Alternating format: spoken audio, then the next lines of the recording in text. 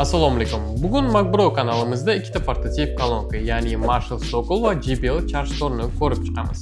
Ikkalasi ham mashhur brendlar va narxlari deyarli bir xil. Savol aniqdir. Qaysi biri yaxshiroq? Keling buni ko'rib chiqamiz.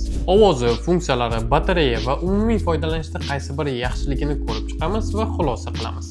Avval dizayn va birinchi taassurot. JBL yorqin va darrov taniladigan kolonkadir. Matoli qoplama, mustahkam korpus faol foydalanish uchun yaratilgan.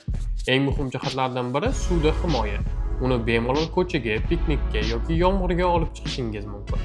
Marshall butunlay boshqa yondashuv. Bu ko'proq stil haqida. Retro dizayn, analog boshqaruv tugmalari, klassika va zamonaviy aralashmasidir.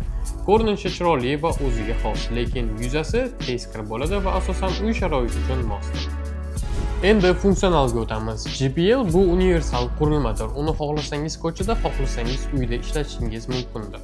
Marshall esa statsionar variantdir. Uni uyga qo'yasiz va har qaraganingizda ko'zingiz zavqlanadi. Texnik jihatlarga keladigan bo'lsak, quvvati JBL da 30 Watt, Marshall da esa 27 Wattni tashkil qiladi.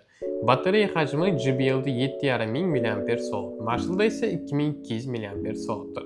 Ishlash vaqti JBL da 20 soatgacha, Marshall da esa 25 soatgacha. Ikkalasi ham powerbank sifatida ishlashi mumkin, lekin muhim farqi JBL da suvda himoya bor, Marshall da esa umuman yo'q. Endi esa eng muhim qismi, ya'ni ovozni ko'rib chiqamiz. Marshallda bu retro klassika xarakterlari seziladigan ovozdir, ya'ni o'rta chastotalarda baslar yo'q, ovoz tekis va sokin chiqadi.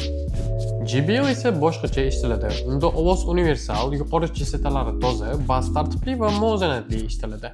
Zamonaviy musiqa uchun JBL ancha yaxshiroq. Agar siz rock eshitadigan bo'lsangiz, sizga Marshallni taklif qilishimiz mumkin. Ikkalasida ham bitta umumiy minus bor. Ovoz balandligini maksimumga olib chiqadigan bo'lsangiz, bas yo'qola boshlaydi. Lekin bu har bir portativ kolonkada uchraydigan holatdir. Yana bir muhim jihat ovozning tarqalishi. Marshall yo'naltirilgan ovoz, asosan bir tomonga ishlaydi. JBL esa hajmliroq ovoz beradi. Xonani yoki ochiq maydonni yaxshiroq to'ldiradi. JBLning ya'ni bir plusi bir nechta kolonka ulash mumkinligidir. Ularni birlashtirib, katta hududda ham ovoz olish mumkindir. Xulosa qilib aytadigan bo'lsak, Marshall bizda stil, dizayn va xarakter haqidadir. Lekin cheklovlari bor. JBL uy uchundir. Uni universal variant qilib ishlatsangiz ham bo'ladi uyda va ko'chada. Izohlarda sizga qaysi biri yoqqanligini yozib qoldiring, Marshall yoki JBL.